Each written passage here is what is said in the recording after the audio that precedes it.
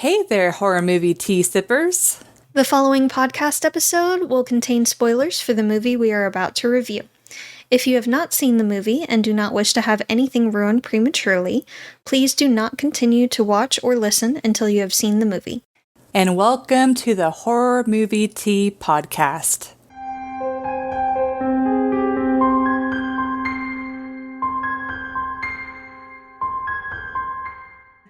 It's Happy Halloween! It's Halloween! Jess is all dressed up, and I'm sort of dressed up. I'm wearing She went a minimalist. hat. I'm wearing skull earrings. I'm wearing a skull top. I'm wearing ripped jeans. I'm wearing Halloween socks. So Like 90% of your outfit is nothing that you wouldn't wear outside of October. well, but I know. Let's be honest. Yeah, I was a little bit lazy. But I'm like, I don't know. I don't like putting stuff on my face and then having to wipe it off. I don't know. It's just I'm prissy, I guess you could. I don't normally do makeup, but for Halloween, You're like, you will for Halloween. I definitely will for Halloween. It's the best time of the year. Yes. Worth it. Yes. But following our Halloween month tradition, we are covering Halloween 2 today. And this is the classics, not the remakes. Not the remakes. So this one came out in 1981, I want to say. I'm pretty sure. But before we get into the review, let's grab our cups and talk about tea. So today I am drinking, I needed caffeine. I'm sure you needed it more than I did. Yes. But I'm doing the Republic of Tea High Calf Tea's Palm Berry Black.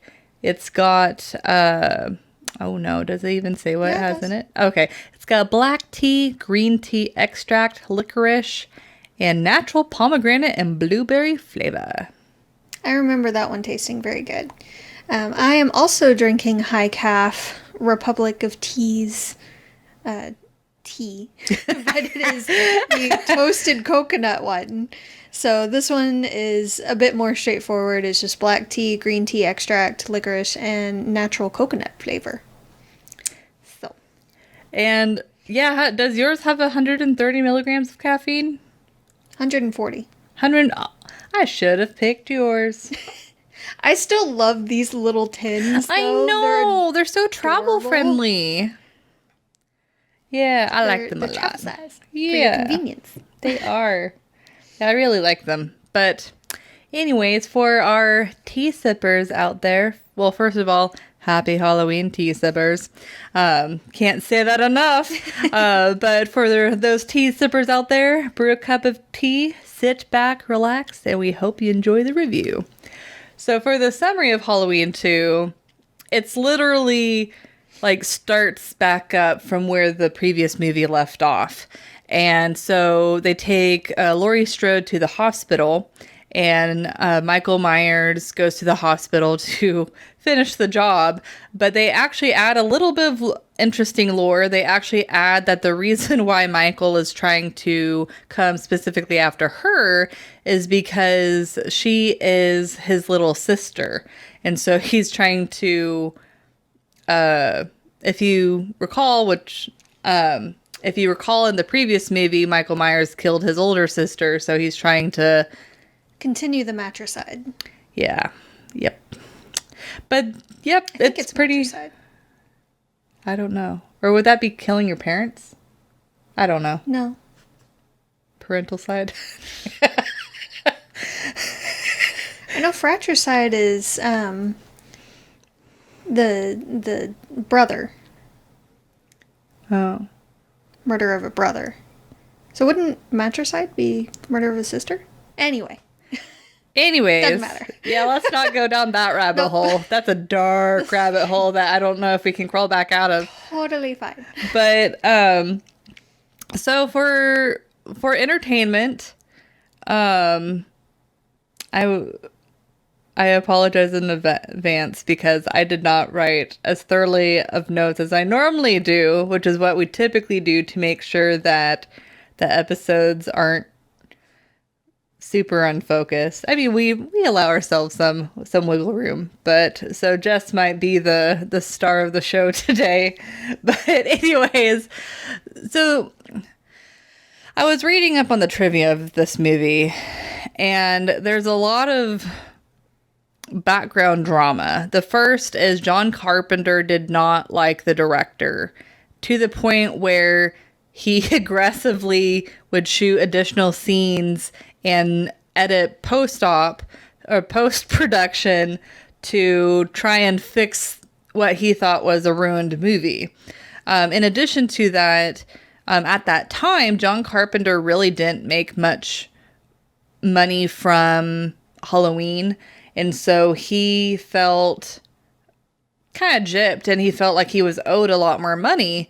And so whenever the studio, like, he originally did not want a sequel, but because the studio was like, you're going to get more money, he's like, well, I believe I'm owed this money, so I will go ahead and do this movie. And apparently he made the comment that he would go through a pack of beers every night while he was writing the script just to be able to get through it. So if that doesn't set the tone to what this movie is about, but it's like, not knowing that background, watching it, you can definitely tell it falls short from the original. Like with the original, there's a lot of symbolism and a lot of, even though it's a serial killer, it's like Michael Myers is supposed to represent multiple things for suburbia. It's like, it's not just like, darkness could be hiding under, any door. That had multiple meanings to it, whether it be like, I know some person represented or thought it represented like puberty and growing up, or like losing virginity. But it's like, there's a lot of interpretations. Okay. Yeah. But anyways, but this movie, because it was directed by someone else, I don't know. And from what I gather from John Carpenter, it doesn't sound like he was trying to have the same intent as he did with the original. He just didn't really have as much passion for this movie. So it's like, you really lose the meaning of the movie. It's more just your typical slasher. It's like, yes, Halloween is a typical slasher, but it was more than that. Like, it was an artful film, and it had a lot of subtext to it. But this one, it's more like, you got a slasher film, boom, right there. And it wasn't as scary to me. And there were a few creepy scenes here and there, like whenever the nurse discovers the doctor and you see Michael Myers like right behind her, that creeped me out. But overall, the movie doesn't give you the same amount of fear. But I will say that towards the end, whenever he does find Laurie and he's chasing her, they are still very good with the tension. It's that, like, you're bouncing in your seat being like, what are you doing? I did the exact same thing with Halloween. I did it with this movie. Really, the only thing else that falls short is the music. At least me and Jess were talking about it in the beginning of the movie, but it's like they use the same music from the first movie.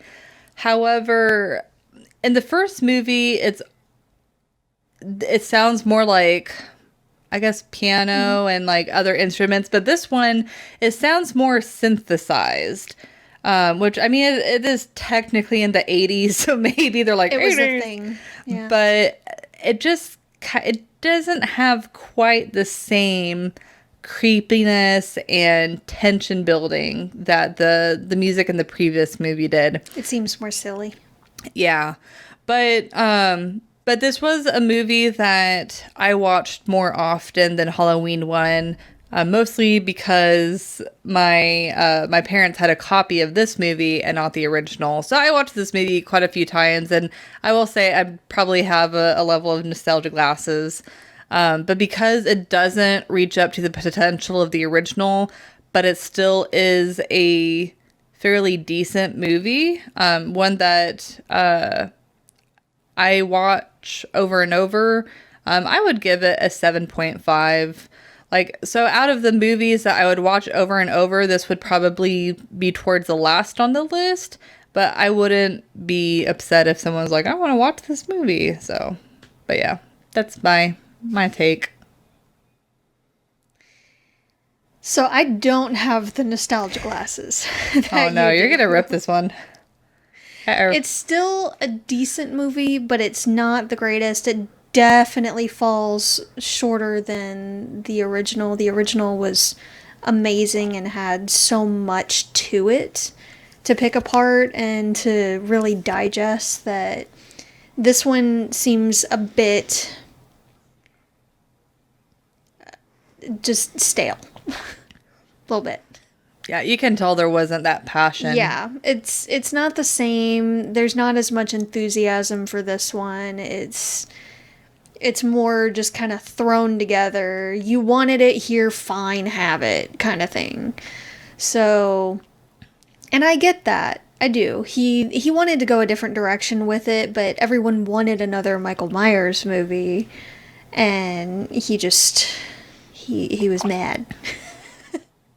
So I give it a 6.5.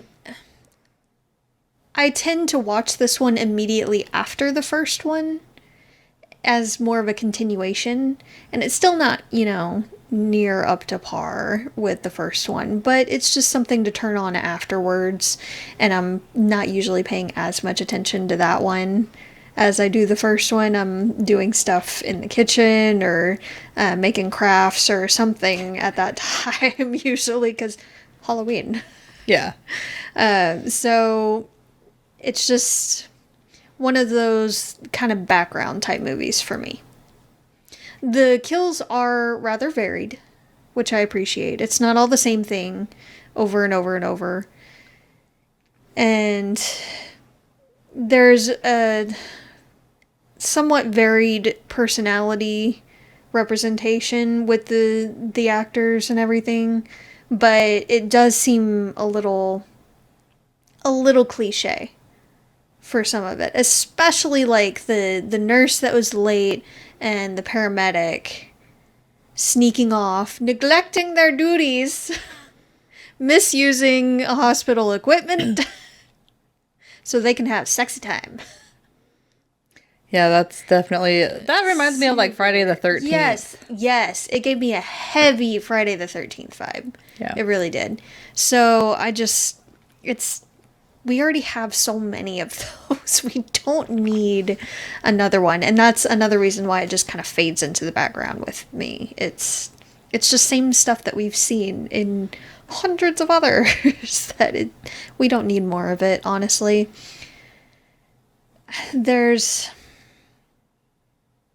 a lot of the issues that I have are really the realism, but this is nothing new. I just don't understand why a lot of the things weren't really thought through.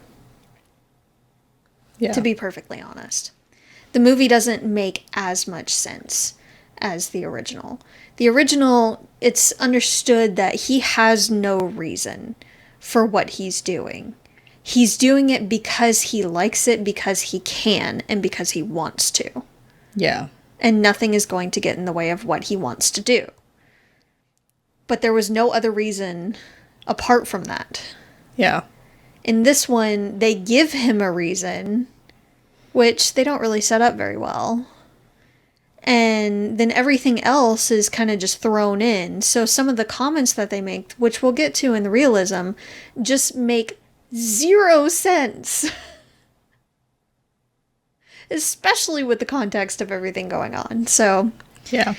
It's not as good to me. It's still a good movie. It's just not near as good as the original. If you're going to pick a Halloween tradition movie, I would definitely pick the original over this one. Oh, yeah. For sure. Yep. So. Yeah, and especially whenever they were talking about her being his sister, it did really seem thrown together, because in the previous movie, like, that was never the intention, and so they never say it. But there's like the doctor knows it, and it's just like, how does he know it? So they don't. he didn't know it at first. Yeah. The lady that was over the rehab center that they were supposed to take him to knew it. And she told him. Like, the file was sealed before he was able to talk to him, and Michael never talked. Yeah. I remember them talking about that. Yeah. So he didn't know that she was a sister, but in the original movie, there was nothing in that house that we saw that would suggest that they had a very young child. Like, she was 2 when he was committed. Yeah, it's just like... It makes no sense. Yeah, it doesn't. So the older sister that was having sexy time with her boyfriend was supposed to be watching a toddler and her brother. No. Watching a toddler is a full-time job. They get into everything. Yeah, so it didn't really make a lot of sense. It really didn't. And with nothing around the house, no toys, nothing, no room that he passes by or anything with a crib. There's no crying. There's nothing to suggest that he has a younger sibling at all. So none of that makes sense. Yep. And the parents were fine. The parents were still alive. They found the boy outside the house with a knife. So there was no reason why, if he did have a younger sibling, why they would give her away. Yeah. But, yep. That's just me. But anyways. That's all I got for entertainment. For realism.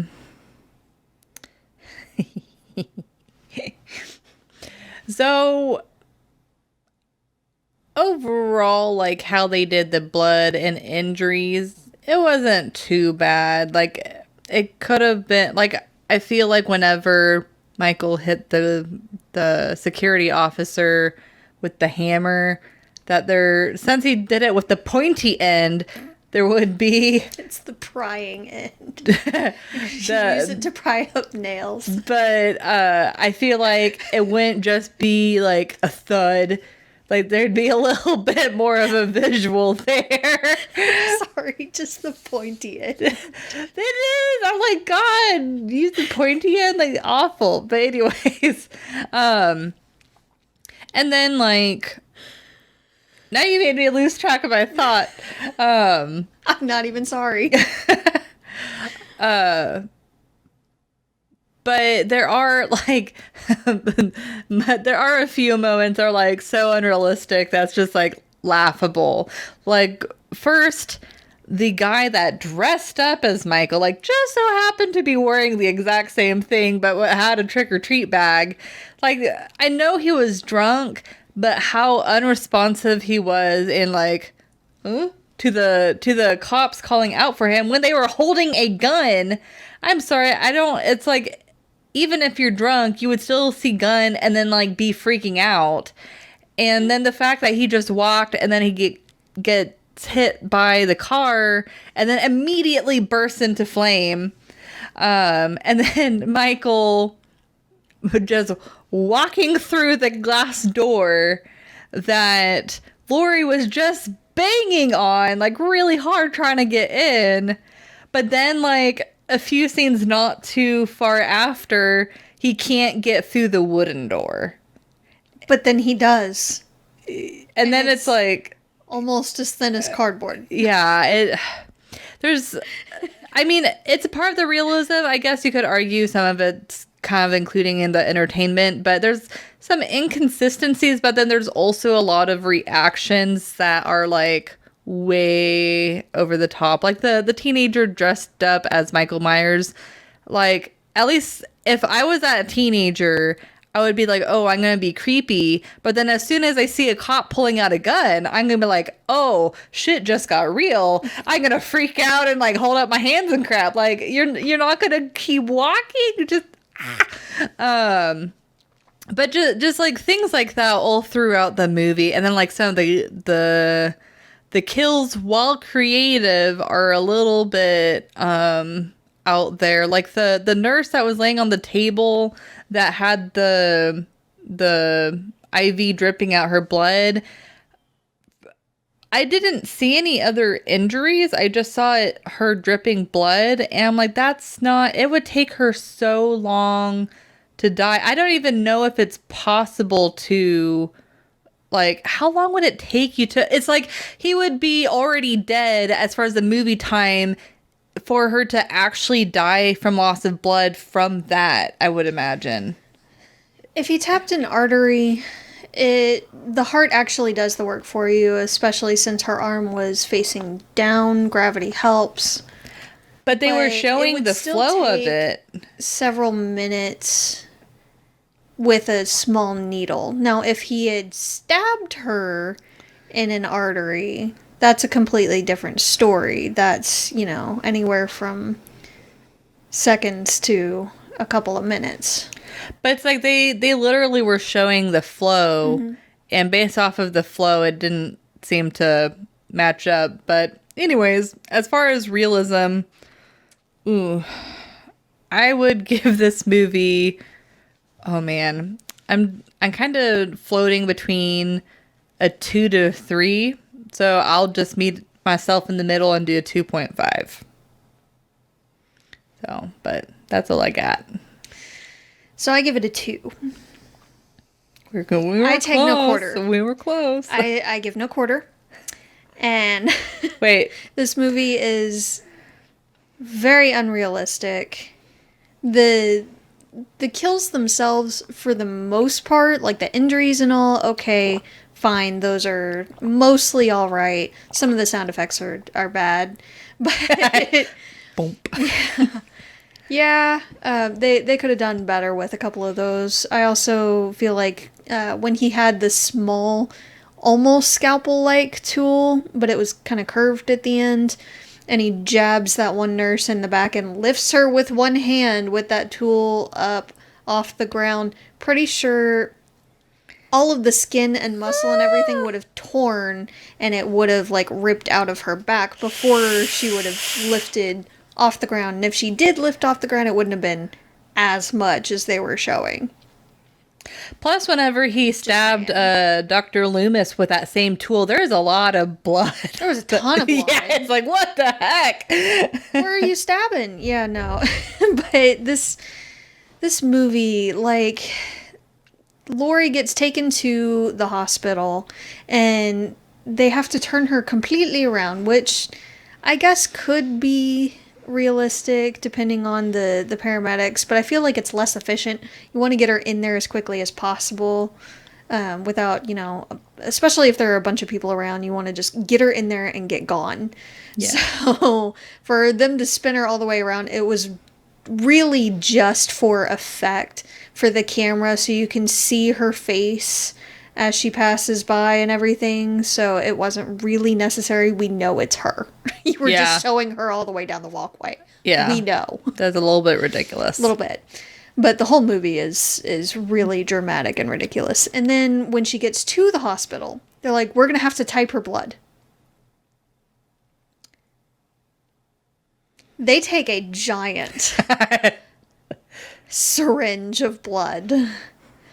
I'm not a medical expert, but I feel like you don't need that much blood to type it. And if you don't know and she's bleeding from an area that looked like the bleeding had already stopped at that point, honestly, then if they have it on hand, they're going to give like a universal donor type blood if they're not entirely sure and she needs it right then. They're not going to take chances and they're just going to give her a universal one. Just saying. It's not like they were super busy either. Yeah. They did have one kid that came in with a razor in his mouth. Yeah. But other than that, they weren't like jam-packed, big metropolitan city ER, middle of the night on a full moon and Halloween. So, Yeah. They had time.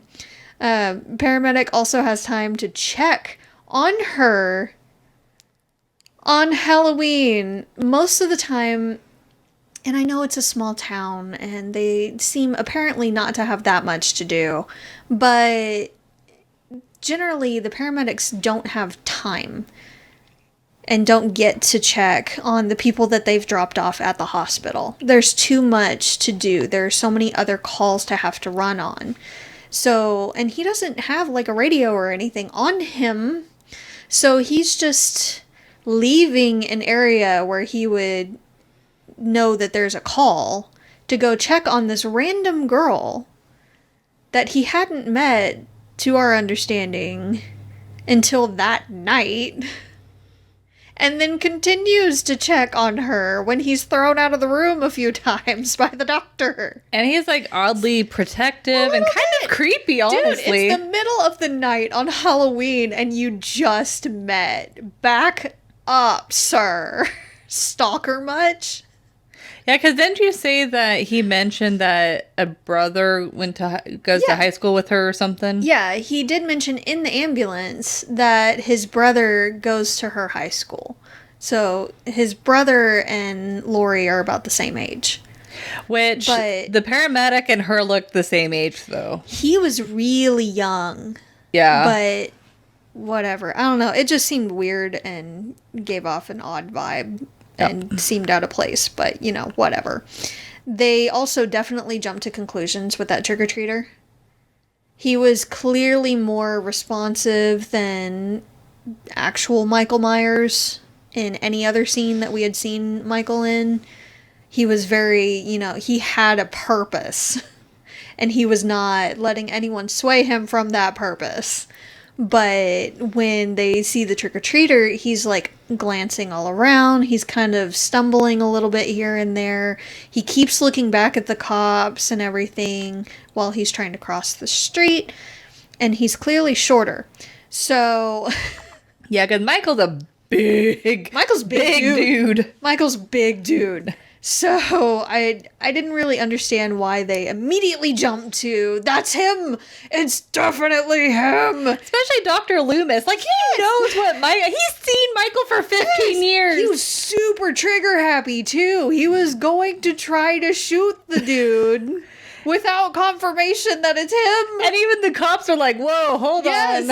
Which, that was realistic. I understand that. But the other cop then running the trick-or-treater over. One, he was going way too fast in a residential street with plenty of people on the sidewalk. Two, he didn't even hit the brakes. Not once did he hit the brakes. He didn't even try to stop the car until he rammed into a different van. No! Distracted driving much? I feel like the cop was drunk. There was no stopping, no swerving, nothing. Just ram! And then he falls out of the vehicle and, crawls away a little bit before getting up, and he's like, he came out of nowhere. No, sir. You could clearly see with your headlights on that someone was crossing a residential street. And he's walking so slowly. Yeah, he did not come out of nowhere. No, there was no way. So, you need to be tested. Also, even if you didn't notice him and hit him, why didn't you attempt to hit the brakes? That's messed up, dude. That's just messed up. So, no. And then another cop runs up. Sir, they found 3 bodies. I'm sorry, who is they? Wouldn't you guys find the bodies? You're the cops. It's like, we found 3 bodies. You are the sheriff's department. Or there was a reported of 3 bodies. Yes! That would have been better. If there are 3 bodies reported on this street, we got a call in. No, they found the bodies. Who was they? Was it the reporters? Because y'all suck at your jobs if the reporters found it way before anyone was called. And that reminds me of like Dr. Loomis talking to the cop, like Yes. right in front of Yes. the reporters. No regard for trying to keep information in, close loop or anything. Because, so oftentimes with these kinds of situations, you don't want to give too much information to the public because you get the crazies out there that just want their 15 minutes of fame. They call from everywhere saying they saw something in any shadowy street corner or anything, and others that will try to take credit when they did not do anything.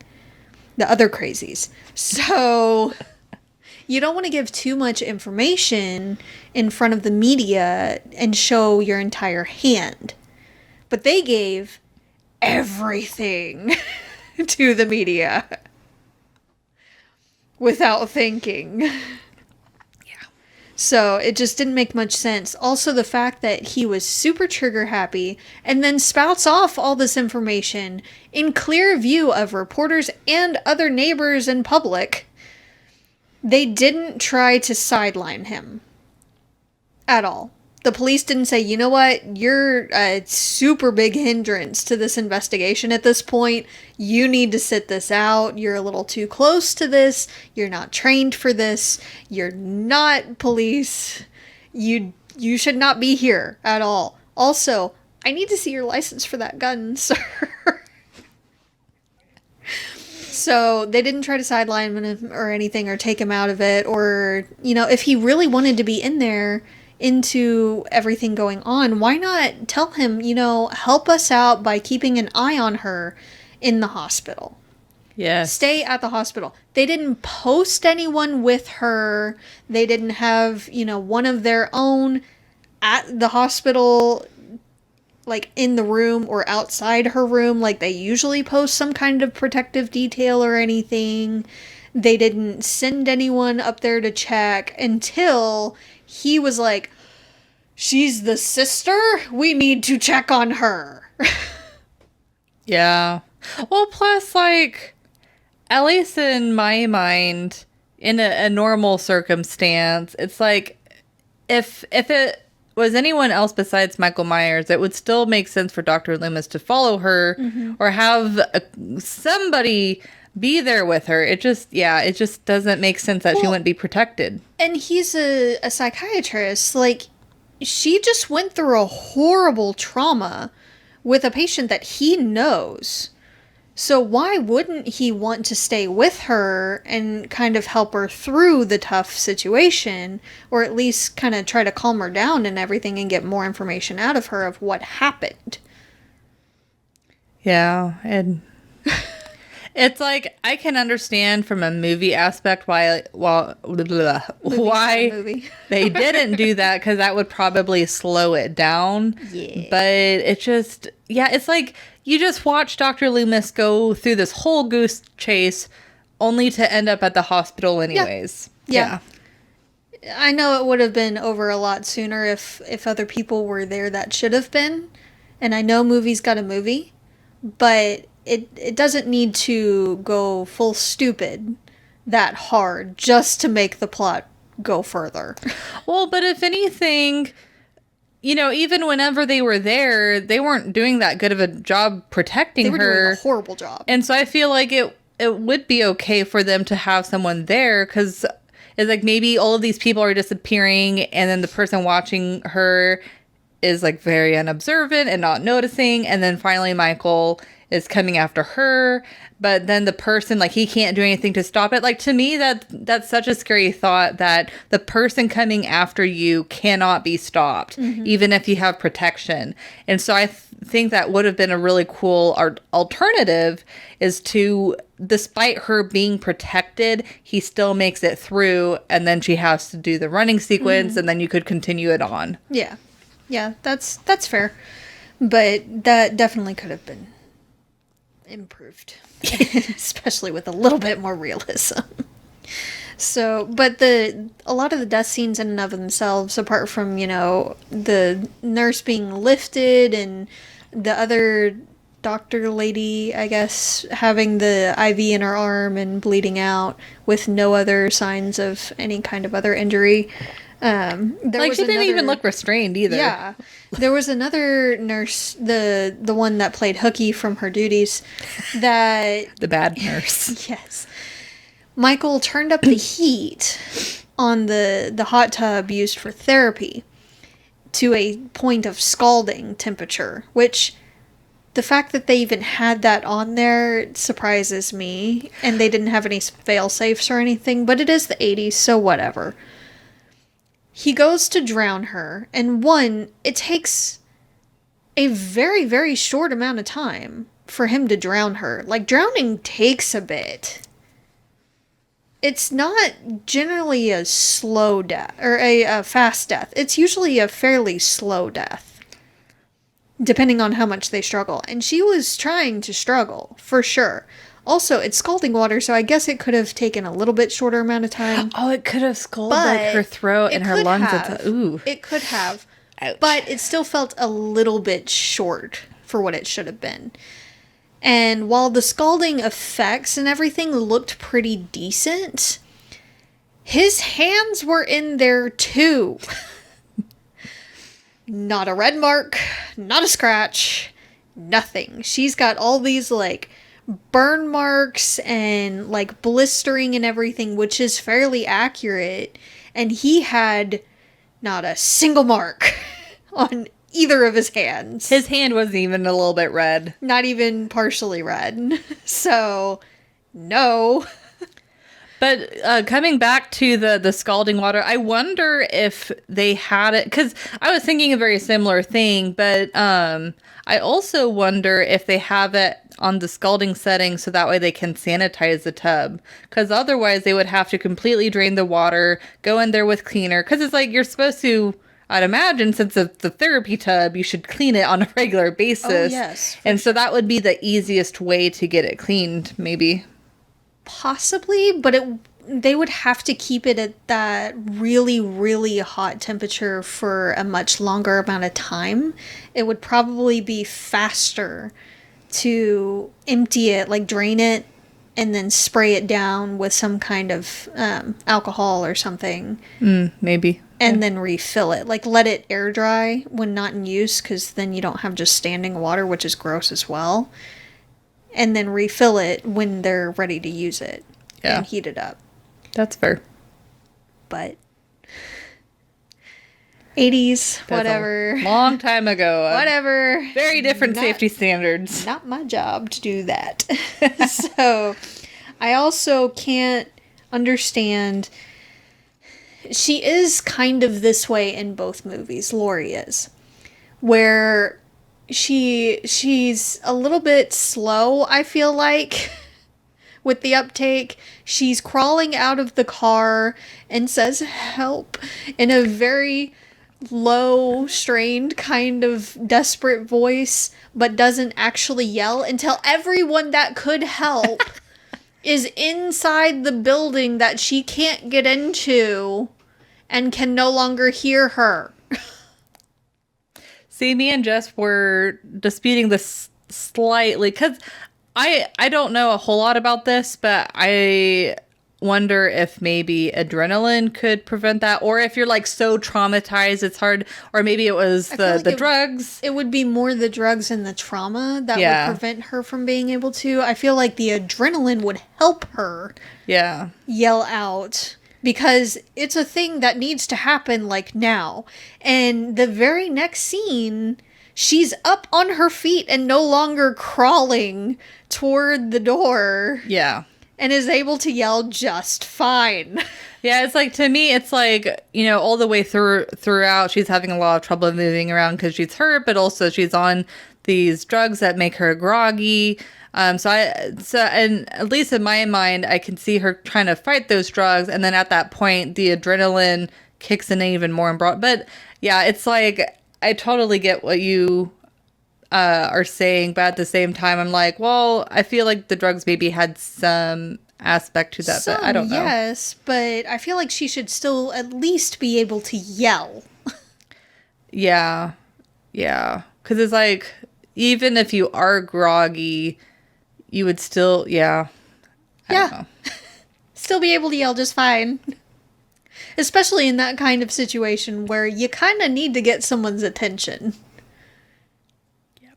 So, and she was pulling herself across the parking lot. Like, you can stop moving for 2 seconds to take a big, deep breath and just scream. You don't even have to yell anything in particular. Just scream to get their attention. They will run over. Yeah. I also don't understand. In both movies, she does this. She has a weapon, and she uses said weapon. In the first movie, it was a knife. In this movie, it was a gun. She fires at Michael and hits him or grazes him or something. There was some blood that poured down his face. So, at the very least, she grazed him. Well, she shot him in both of the eyes. You could still see the eyes, though. You could? Yes. Because he was swinging around like he couldn't see. I think that was more the blood getting in his eyes. But you could still see his eyes when they showed his face when she, like, first shot. So, you're not entirely sure where she got him, to be honest. And at the angle that she was at, it might not have hit anything too important. It might have just been superficial. It's just really hard to tell. There were, like, no bullet holes in the mask that you could really see. But, again, it's hard to tell. But after she shoots, and at the very least grazes him, she then drops the gun at her feet and continues to huddle there, screaming. See, it's like, I don't know if she's worse or Dr. Loomis, because it's like he had the gun. Oh, they're both. And they're it both took him a bad. while to shoot. They're both bad. And he still chose to, like, try and shoot the body Yeah. versus the head. And then Lori's like, shoot the head! Yeah, which is nice and appreciated, but then she goes and drops the weapon. Yeah. And then she continues to try to, like, open up the gas tanks and all to let gas out into the room. And he's still coming at her. And there's still a gun, a usable gun, at her feet. But she insists on continuing to try to finagle with the gas canisters.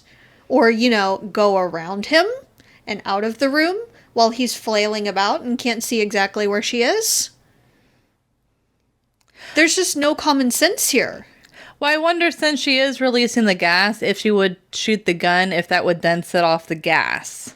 Potentially, but at that time, she had just released it. It wouldn't have filled up the room enough at that point to do anything.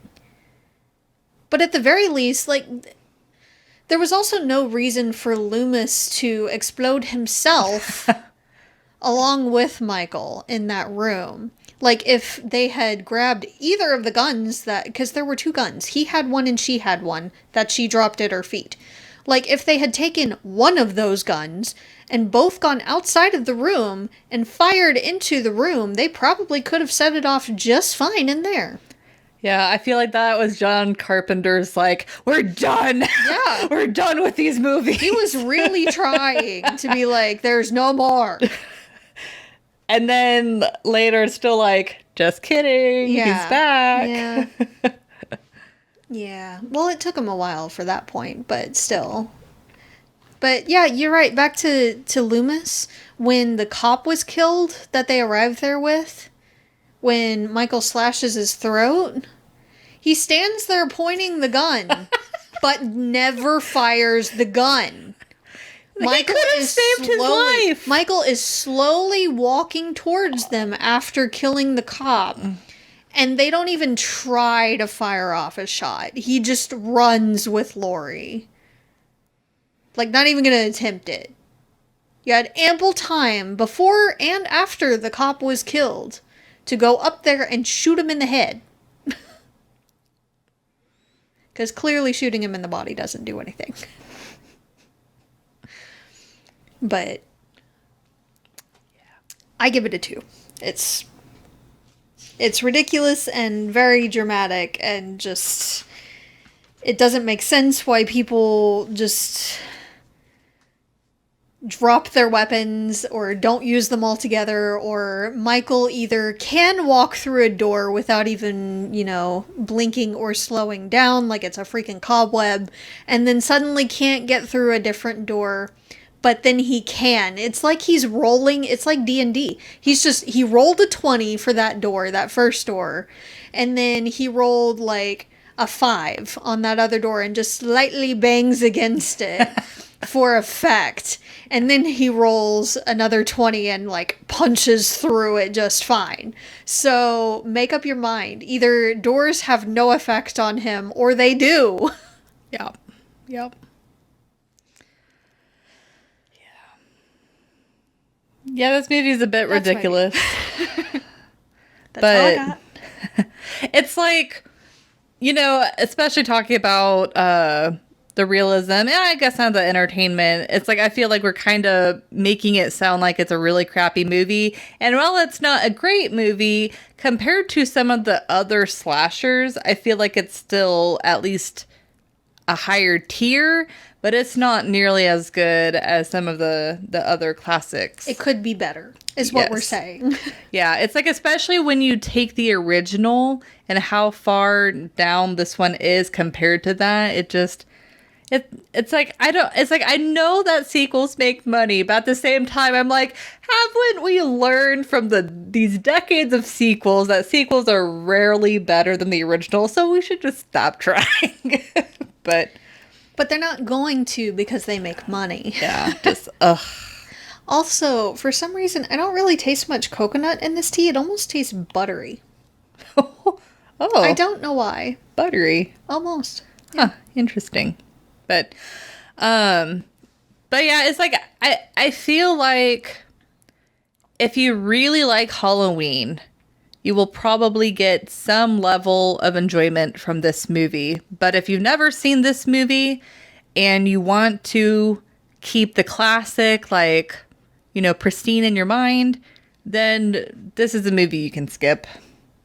But for me, at least, since I've already seen the movie multiple times, so the damage has been done. I would pick this movie. Like, if I wanted a regular slasher and I already watched Halloween, this would be my next pick versus other slashers that are like more recent, because the more recent slashers are just repeating the same formula, and at least this is like they were starting the formula. So, but the problem is they repeat the formula because it's a formula that works. Yep. And they know people will continue to pay out the wazoo to go see the same movie repeated over and over because it is a formula that works. Yeah. Yep. But anyways, thank you guys for joining us today, and please comment on what you guys thought of the movie. If there's any healthcare workers out there that can answer our questions about like why Lori maybe would not be able to scream, or the nurse with the IV with that bleeding out, I'd be really interested. How much blood to type? Yes, that would be, yes. How much blood do you need to type it? Yeah. Though, I mean, maybe modern days it's been changed a little bit. Like, you don't need as much, but I'm sure, but I would still like to know. Yes, for sure. Especially for one who hates needles. Yes. How much do you actually need to type it? But of course, if you would like to recommend a movie and keep up to date with our content, you can find us on Twitter, Instagram, Facebook, and most places that you can listen to podcasts. And if you'd like to support the podcast, please subscribe and share our content. And this Saturday, we do have our live stream. And we'll be playing Phasmophobia with V for our recorded session. So we will have our guest, our V, on our live stream with us, 7 p.m. Central Standard Time this Saturday on Twitch and YouTube. So don't forget to join us at that time to watch more shenanigans and swoops. And hopefully a new update. Hopefully it has been updated since our previous Phasmophobia live stream. So if nothing else, it will definitely be scarier with that. Yep. So please join us at that time. And until the next time, guys, stay safe and stay spoopy. Bye.